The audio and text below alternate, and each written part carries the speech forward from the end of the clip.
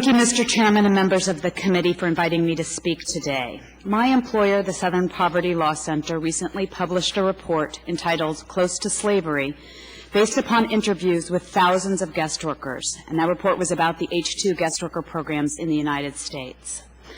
The H-2 program in the U.S. has led to the creation of a quasi-criminal army of recruiters in Mexico, Guatemala, and other countries to locate and hire H-2 workers for employ in the U.S.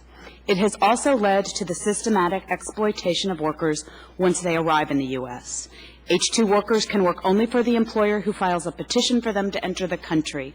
The employer decides if he can come, the employer decides how long he can stay, and the employer holds all of the power over the most important aspects of the worker's life.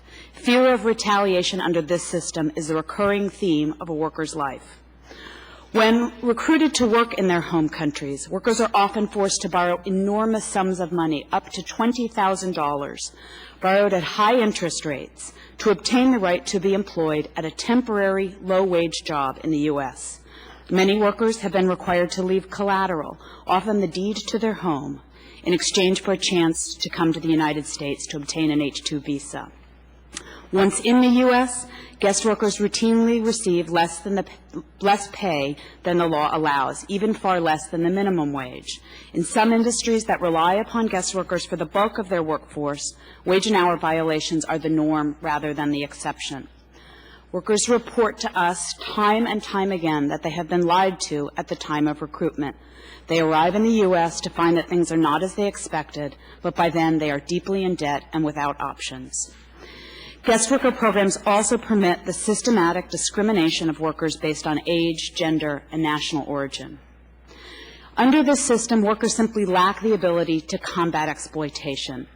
The DOL conducts very few investigations of H-2 employers, and workers have little realistic opportunity or chance of enforcing rights on their own.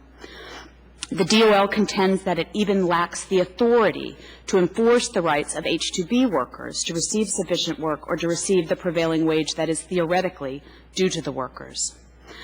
None of the significant protections that exist, at least on paper, for H-2A workers have even been adopted relative to H-2B non-agricultural workers, as DOL has never promulgated substantive labor protections for those workers. There's no requirement for transportation, no requirement for free housing in the H-2B context, no requirement that the housing provided be decent. And when they are abused on the job, H-2B workers are not even eligible for legal services. Congress should pass the protections of Chairman Miller's bill. This bill would make clear that the systematic discrimination entrenched in this program is illegal. It would regulate recruitment costs, and it would make employers responsible for the actions of the recruiters that they choose. It is an important first step in the reform of these programs.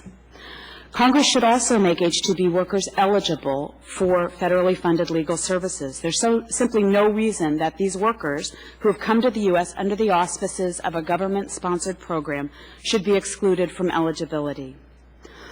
I would suggest that Congress should hold further hearings on the issue related to the administration of guest worker programs. In particular, Congress should ask the Department of Labor what actions it is taking to protect workers and similarly situated U.S. workers on the job. Why are there so few inspections? Why are there no substantive labor protections for H-2B workers? In conclusion, the abuses of these programs are simply too common to blame on a few bad apple employers. They are the foreseeable outcomes of a system that treats foreign workers as commodities to be imported as needed without affording them adequate legal safeguards. I thank you for this opportunity, and I await any questions you might have. Thank you very much.